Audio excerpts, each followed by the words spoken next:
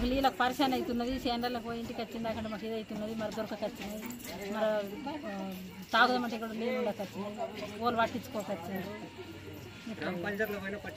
పట్టించుకోకొచ్చారు మా వంట కూడా చేయకొచ్చారు. మాకు తాగదు ఒక బోర్ కూడా లేదు, ఏం లేదు. ఎన్ని రోజుల నుంచి వస్తలేవు నీళ్ళు? ఏం లేదంటే 20 రోజులు అయింది. మాకు నీళ్ళకి బాగా బాధ అవుతుంది. 12, 1 అవుతుంది, ఒక్కొక్క నాడు అయితే 2, 3 అవుతుంది. తెల్లందాక మాకు నిద్రలు ఉండలేవు, ఏమి ఉండలేవు.